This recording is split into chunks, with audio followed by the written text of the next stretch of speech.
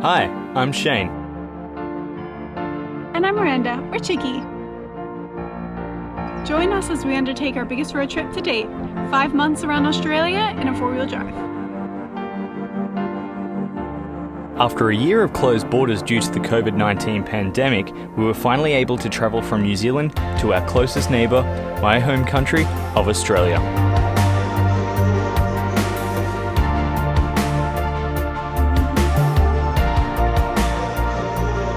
Each episode will take you to a different region in this diverse continent and get up close to its unique wildlife, camping in the Outback and Aussie bush.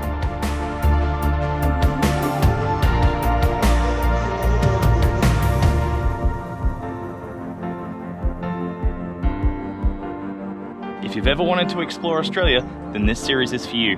Join us on Global Travel Stories. On this episode, we begin on Thursday Island, north of the Australian mainland in the Torres Strait. We explore stations and roadhouses heading south on the Cape York Peninsula.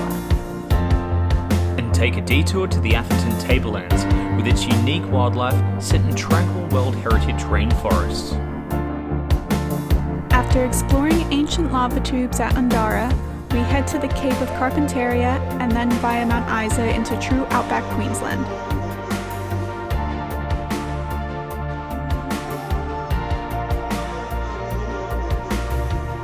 Join us on Global Travel Stories.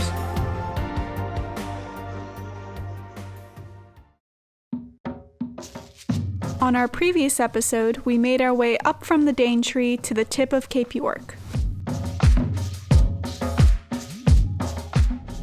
We've got an early morning start today. We're heading over to the Seisa jetty to go to Thursday Island, which is on the Torres Strait. So yesterday we did the tip, which is the northernmost part of Australia. However, today we're going further into the Torres Strait, which consists of a bunch of islands, which are actually owned by Australia, and they're sort of in between Australia and Papua New Guinea, which is pretty cool. So yeah, we're heading there for today. So we've officially arrived onto Thursday Island, known as TI by the locals, and Thursday Island is part of the Torres Strait Islands, which is a group of islands that sits between northern Australia and Papua New Guinea. Now, these islands used to make up part of the landmass that connected Papua New Guinea to Australia during previous ice ages, and scientists theorise this is how Aboriginals first came down from Papua New Guinea to Australia approximately 50,000 years ago. Now, genetically, these people are similar to the indigenous people of Australia, but culturally they are a little bit different, and we'll learn a little bit more about that today. But the people of the Torres Strait were some of the first indigenous people in Australia to be recognised having ownership of their own land. So even though the Torres Strait is part of the Australian administrative governance, it is actually owned by the local people, which is quite unique.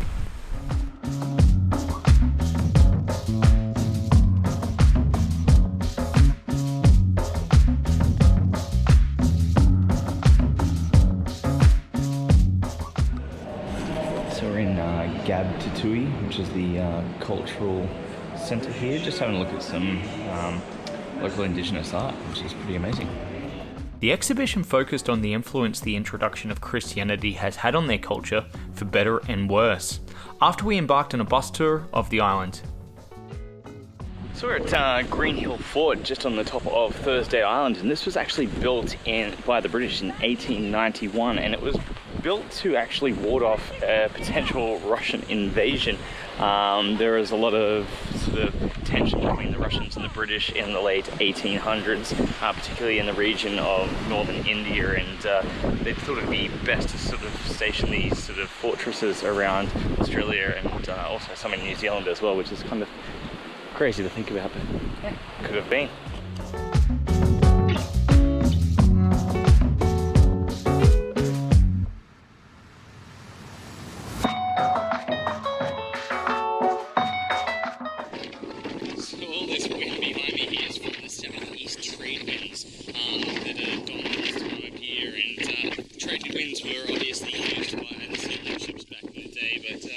Right now they're just an annoyance. The people here of the Torres Torres Strait actually they celebrate the winds, so the different winds in each season are a really significant point of the calendar year for the Torres Strait Islanders.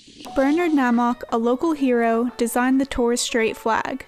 The green represents the land, blue the water. The traditional headdress is depicted along with the five-pointed star uniting the 5 regions of the Torres Strait.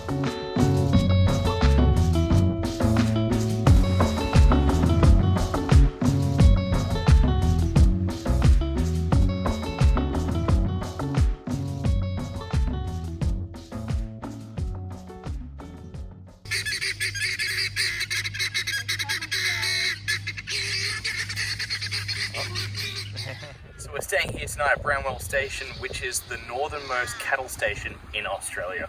Pretty cool.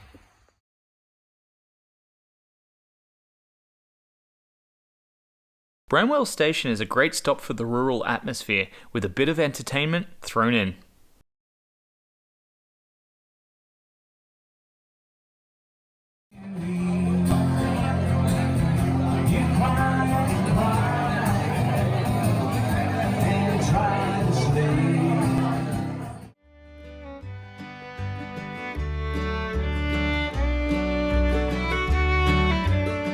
This is the gatekeeper to our next roadhouse.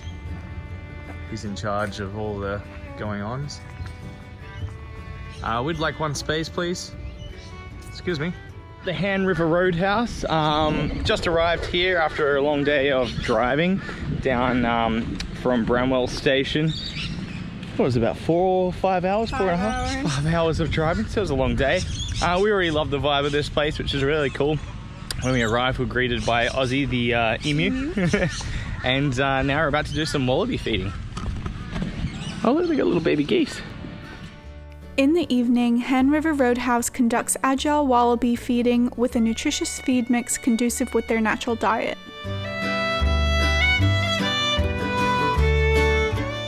Have you ever seen What do you think, Brenda? Yeah, when they fight, they rip lunch.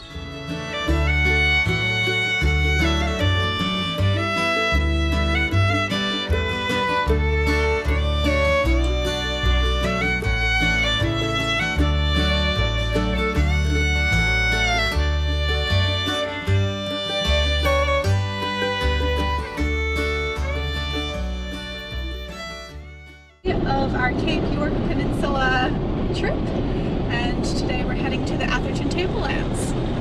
So glad that we don't have any more red dust, and I'll never take for granted sealed roads ever again.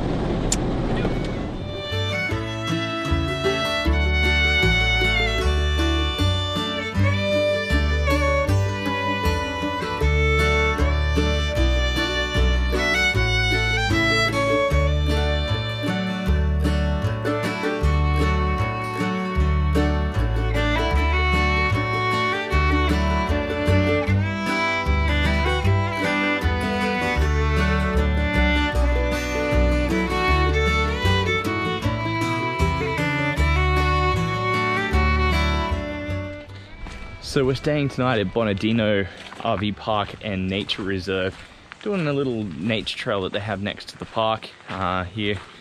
And apparently they've got platypus down here. Now you're probably thinking, we've seen enough platypus, but guess what? You can never see too many platypuses. You can never. We haven't.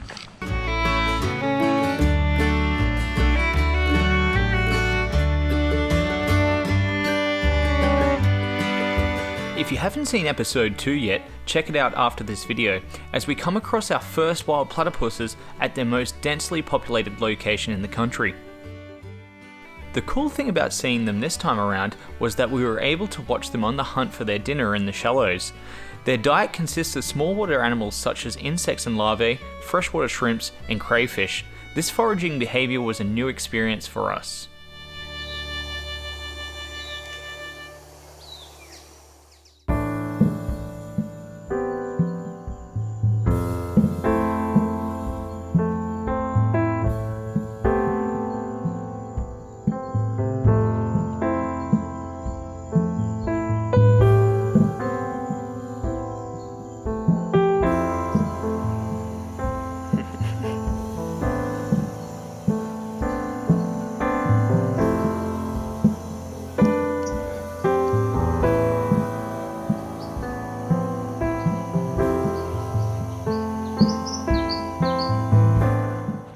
All right, how many are we up to right now? 4?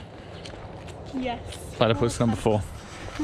It's a beautiful little trail too this time of the day. It's just so peaceful, and the weather, it's not hot like it was up at Cape York. It's just this real refreshing sort of temperature.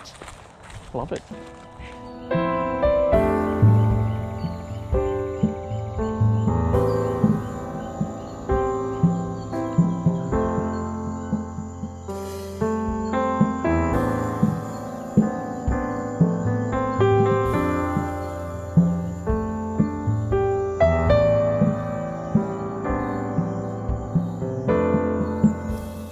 As the sun was going down, we returned to camp. Along the way, we spotted a platypus hunting in the shallows, and for the first time, we had seen one walk up onto dry land.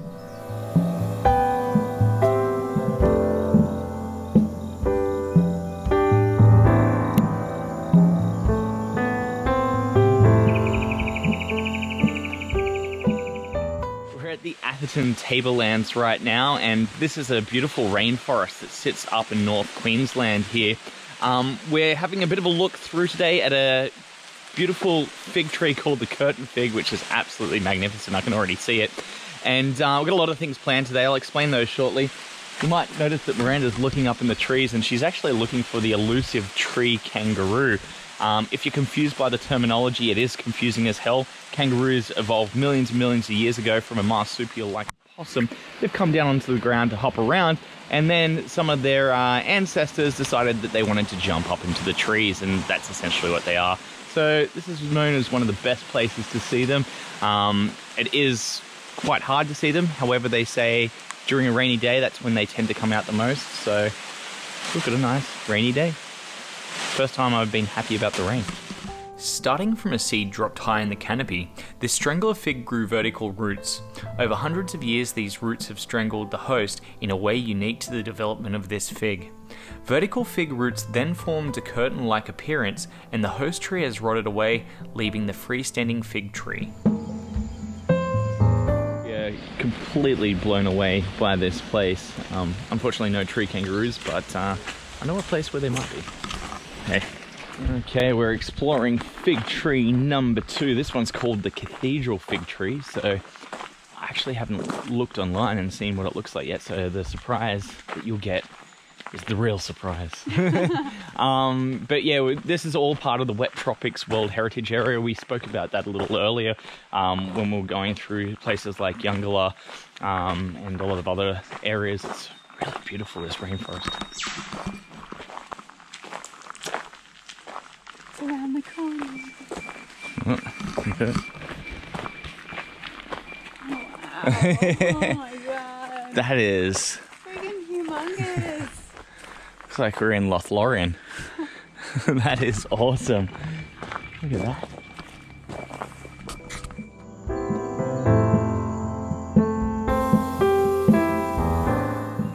Scientists don't actually know the exact age of the tree, but they guesstimate it to be around 500 years old, which is pretty old.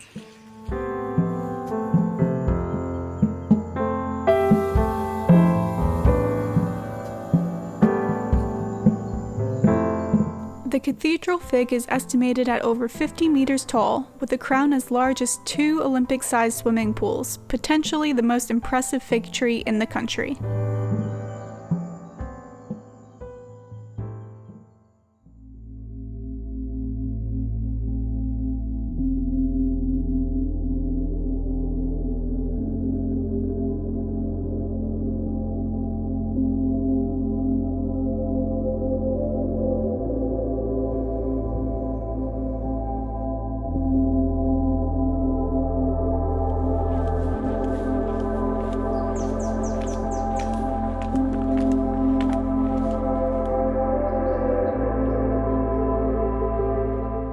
So we're here at Lake Barine in the Atherton Tablelands, one of the crater lakes in the region.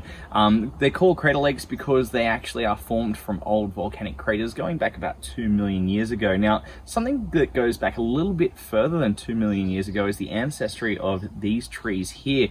These are known as kauri trees or kauri trees in New Zealand. Kauri, if you're speaking Australian. And the reason why they're called that is because they are a relative to the trees that we have in New Zealand. We spoke about this on our trip last year throughout New Zealand, a lot about the kauri trees. And these trees here go back about 265 million years ago. And the common ancestry between the Australian and the New Zealand kauri trees only goes back about 80 million years ago when the land masses separated. So it's kind of crazy that we have these relatives here, and they only live in this part of Australia, right up here in the Atherton Tablelands.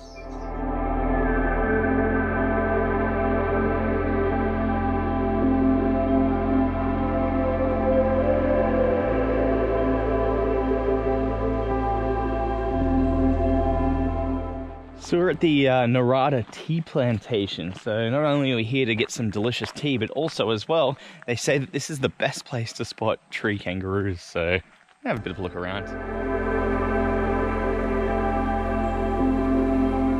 Of the 14 species of tree kangaroo, only 2 call the small pockets of rainforest in far northern Queensland home. The remainder are endemic only to Papua New Guinea. Tree kangaroos are the largest tree-dwelling mammal in Australia, and the one we came across was a Lumholtz tree kangaroo, which is the smallest of the tree kangaroo species.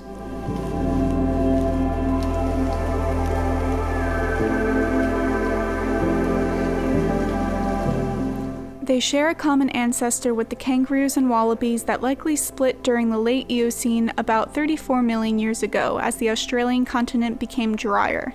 The ancestors of wallabies and kangaroos adapted to the rocky and grassy environments, whereas the tree kangaroos evolved in the pockets of the rainforest areas, eventually returning to the trees. They have much shorter legs and stronger forelimbs than their ground-dwelling relatives, but one of the things they still share in common is their pouch. Our tree kangaroo was nursing a young joey in her pouch, and her loving attention was adorable to witness.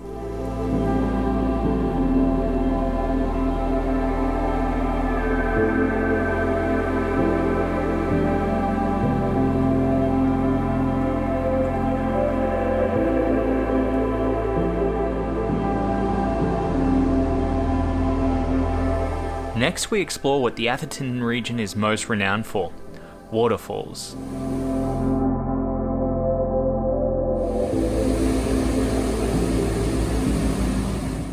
So that was Malanda Falls, and speaking of waterfalls, we're about to kick off our waterfall loop, starting with Milla Milla Falls. Very, very famous waterfall loop, taking in a few different falls in that region.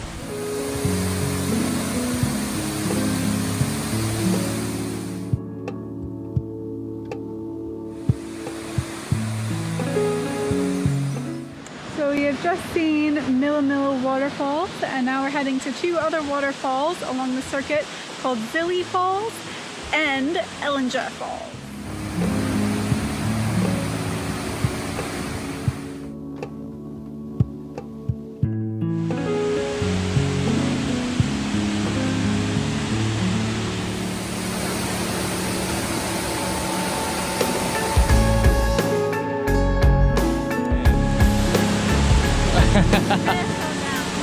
Maybe.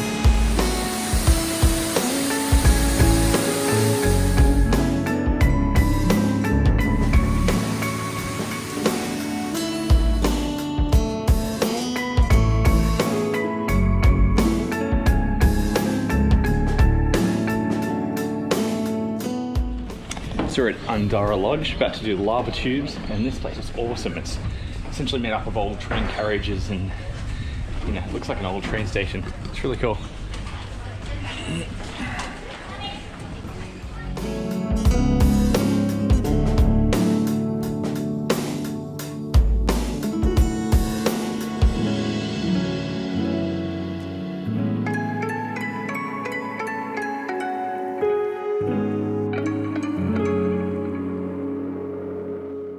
So folks, we're in a lava tube.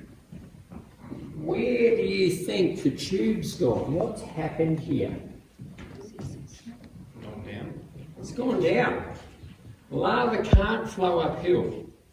So the lava has flowed over something. There might have been one of those waterfalls in that river. There might have been a granite outcrop. The lava's flowed down. It's melted that back wall. We've got our ropey drip and dribble effect. You can almost see some level lines there as well. and it's flowed down here.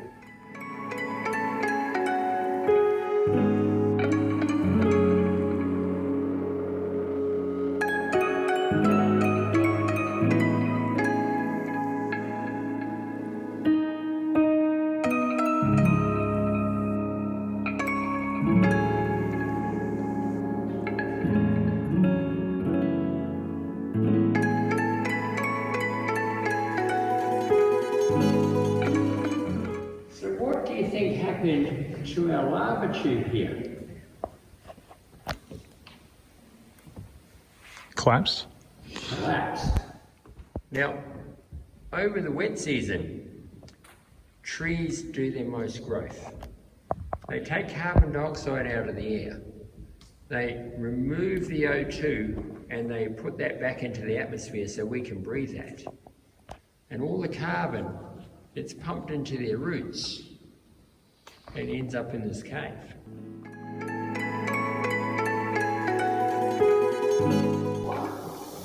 And these guys are called bent wing microbats. They have little hooks on their wings, so they can hang on to the ceiling not only by their feet but by their wings as well.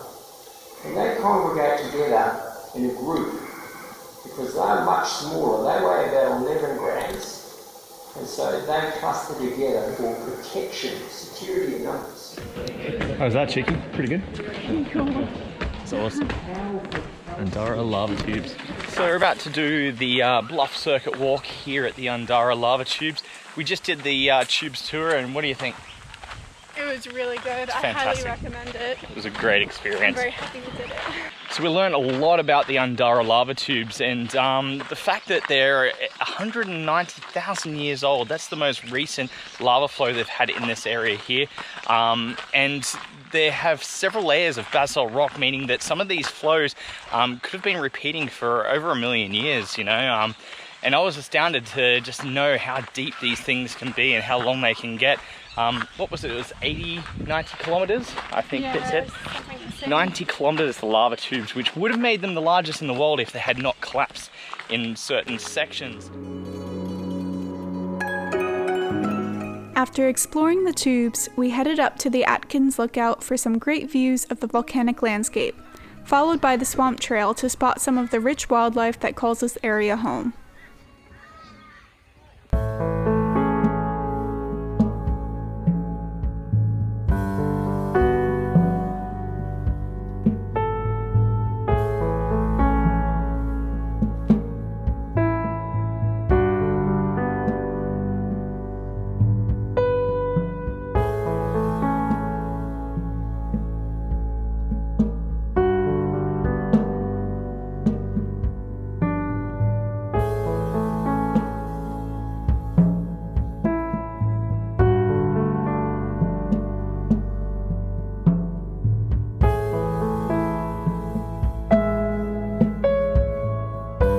Getting late in the afternoon with the roos waking from their daytime naps, we had a decision to make.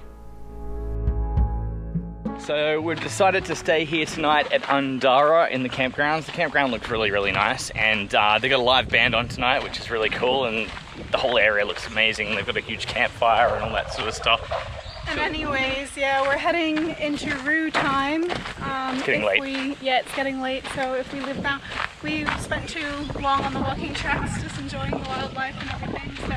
Yeah, it'd take us 2 hours to get to Georgetown by here. By the time we do, it'll be dark, and it is kind of dangerous on these sort of outback roads to be driving around, like with kangaroos and cows and all sorts of stuff. So yeah, we're actually going to enjoy tonight. It's not the cheapest place we stayed at, but it's more of an experience. It's like a resort, but there's tons of cool stuff going on here, so it should be fun.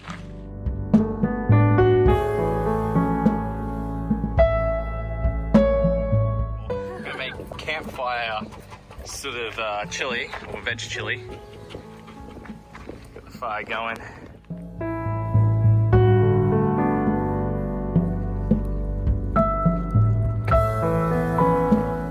After dinner and a shower, we were ready for the night's entertainment.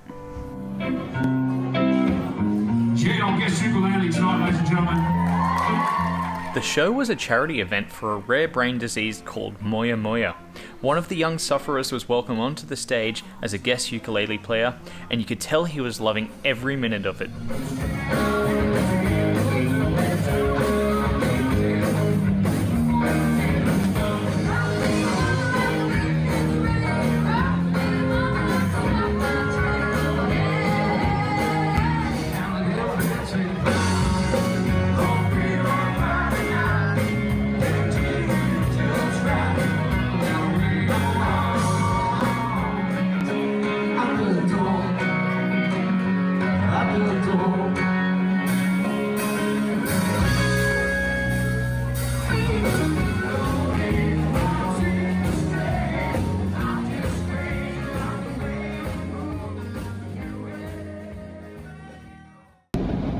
On the road again, heading to the Gulf of Carpentaria today, to a place called Karumba. And on the way we'll visit Georgetown and hopefully see a mineral collection there, so it should be a good day.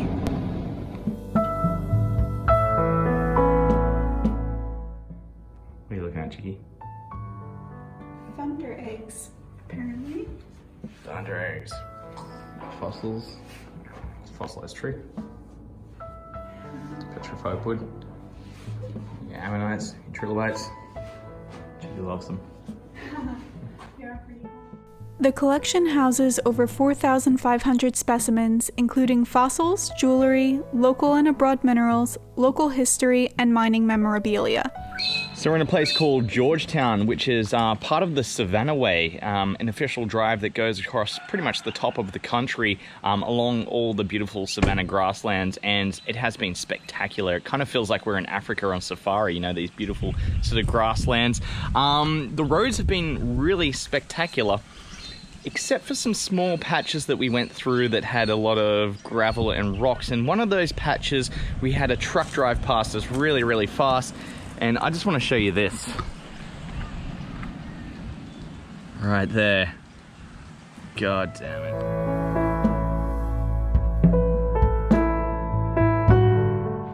So we're here at the site of the famous historical Cumberland chimney, and it was part of the largest mining site, gold mining site in this area in the late 1800s.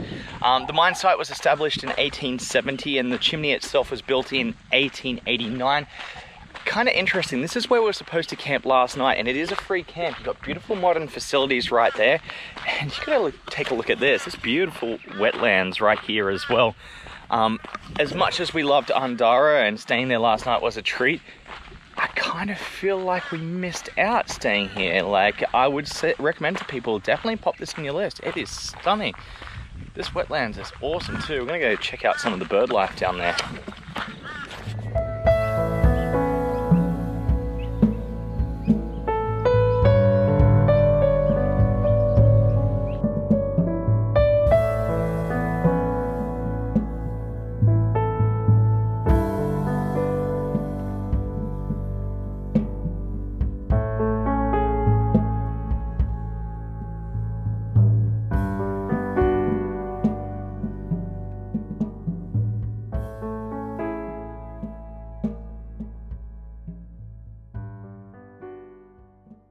From Georgetown, we headed 320 kilometres northwest to one of the most remote parts of the country, the Gulf of Carpentaria. So we're up here at Karumba, which is on the Gulf of Carpentaria, that big chunk that you see missing from the top of Australia up there. Gulf of Carpentaria was once actually a big giant inland lake during a time when the sea levels were much lower during previous ice ages. But this gulf is absolutely amazing. It's one of those meccas for fishing enthusiasts. Barramundi is a big thing down here. Saltwater crocodiles everywhere. It's so remote they call themselves the Outback by the sea, which is really, really cool. Now we were supposed to, or we were hoping at least to do a sunset sort of sightseeing tour on a boat, but they've been so busy up here with people sort of getting out of lockdown or who have been sort of trapped out of their own states during these lockdown times, making their way up to these remote areas which are just, you know, life as normal. But instead of that, we're going to still do really nice sunset at a tavern called the Sunset Tavern, and we're going to treat ourselves to a nice meal tonight.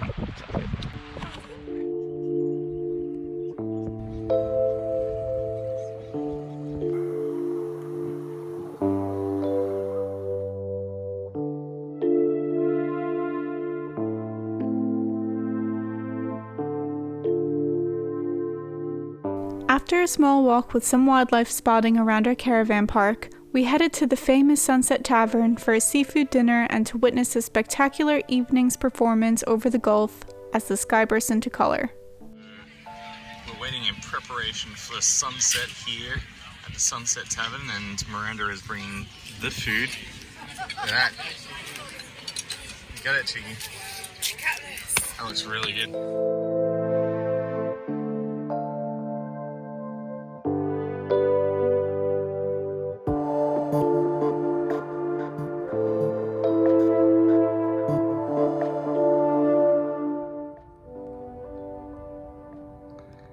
How's that for a sunset, Chicky? Insane. Look at that.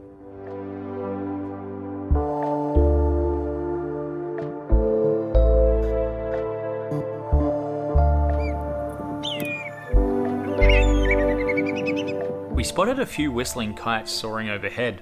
These birds of prey mate for life and are known for their ability to snatch food from each other and consume it mid-flight.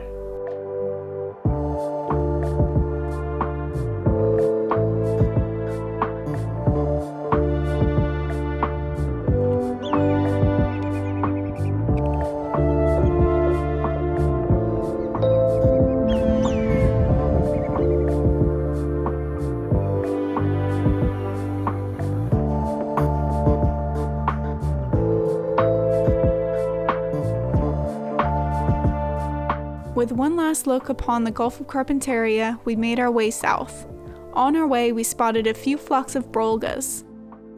At about a meter tall and with a wingspan of up to 2.4 meters, these massive birds are the taller of Australia's two native species of crane and one of the country's largest flying birds.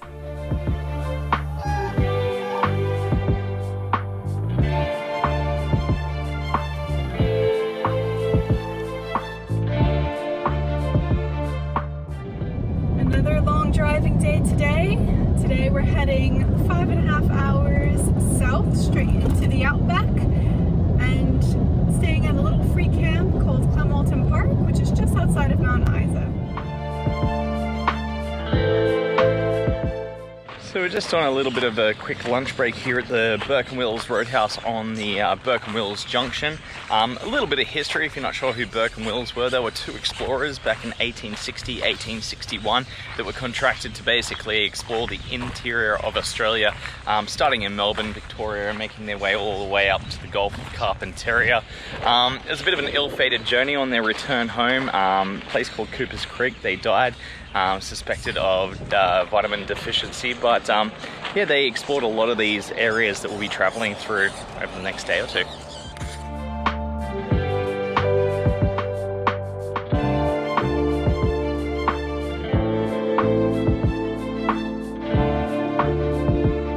On the river here at Clem Park, it was kind of a little bit confusing when we arrived because there are several camping areas, and the first one was near this big giant dam, which was also beautiful, but you might notice the wind is just blowing like crazy around here, and the public toilets were down in this section up here, and we came down here and it's just sheltered from the wind. There's still a bit of wind, but it's nowhere near as bad, and it's just amazing.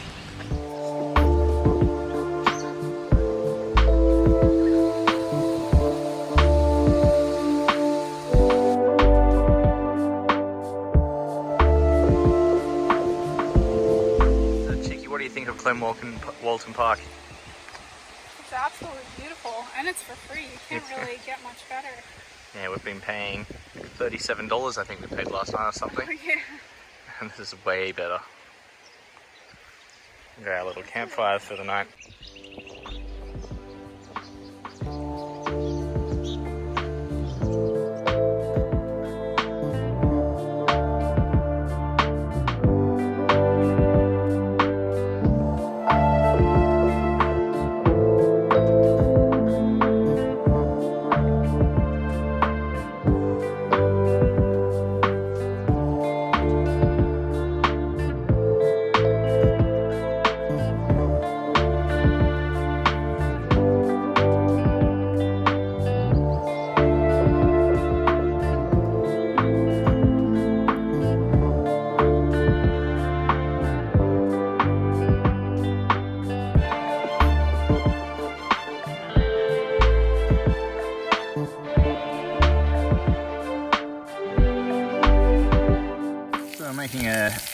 ready to stir fry right now on the campfire.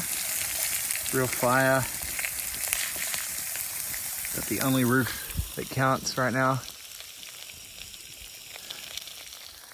Noodle stir fry on the fire.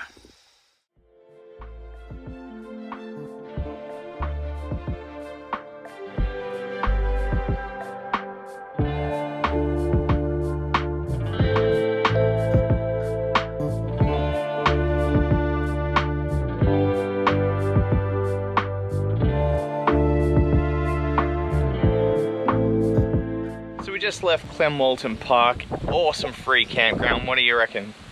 Oh, I think it was an amazing place. There's so many different kinds of birds there, and in case you can't tell, I'm obsessed with birds, so. She's obsessed with birds. So yeah, we're basically making our way through Mount Isa today. We're going to see a couple of sites around the area, and then we're gonna try hit the desert roads down to a place called Urandangi. But right now we're at a place called the Mary Kathleen Mine, which is an abandoned uranium mine. Although inviting, the blue waters are hazardous and also radioactive. Uranium was discovered at the site by Clem Walton and Norm McConaughey in 1954. The mine and the nearby township were named after the late wife of McConaughey. The mine was exhausted and shut down in 1982, and the township was also abandoned. So we're driving through the abandoned 1950s township of Mary Kathleen, which is the township for the mine workers, and it's kind of crazy. You see all these sort of concrete flats and then no houses. A lot of termite mounds around. Maybe they have something to do with their disappearance.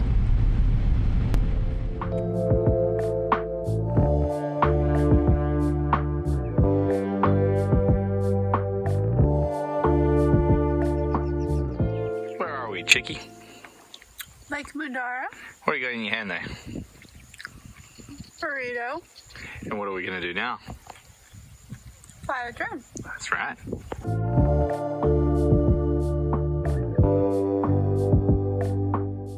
The Lake Undara Dam was built to supply water for the town of Mount Isa and its mines. It was completed in 1958 and at the time was the largest water scheme financed by a private enterprise. Its name comes from the local Aboriginal word to describe lots of rain and thunder.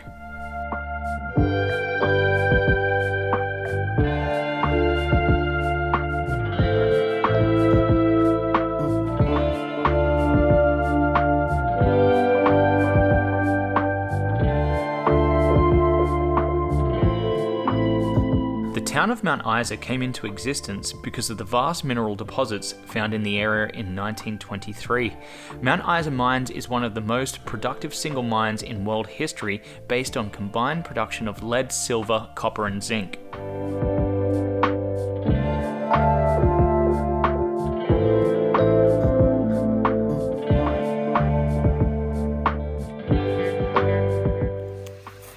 This is our free camping spot in Urandangi. It's the Urandangi pub. It's awesome. We've got water and they've also got power. Dangi pub in Urandangi sits on a remote section of the border between Queensland and the Northern Territory. It is a true remote outback experience and offers free camping for weary travellers. Floppies.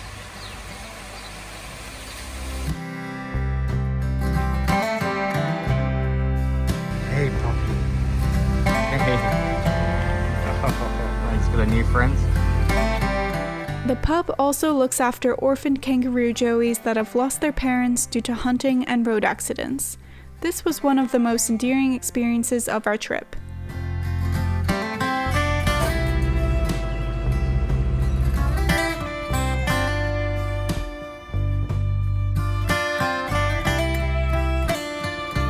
Hello, little one. What do you think, Random?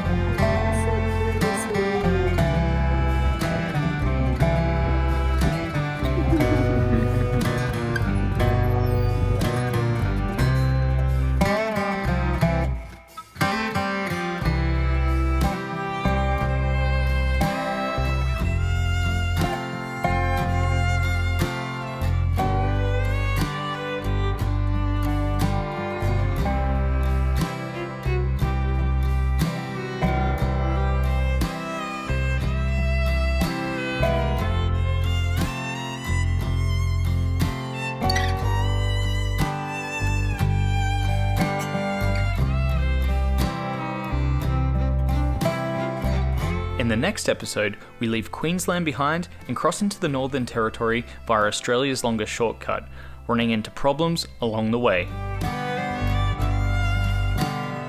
Arriving at the Red Centre, we explore Uluru-Katajuta National Park by foot, undertaking the Valley of the Winds, Walpa Gorge, and hiking the circumference of the rock at Uluru.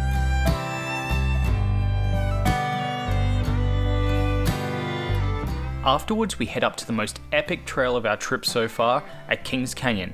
For these adventures and more, join us by subscribing to Global Travel Stories. At Global Travel Stories, we want to hear what you'd like to see more of. Please leave a comment below and remember to like and subscribe for our big adventures coming soon.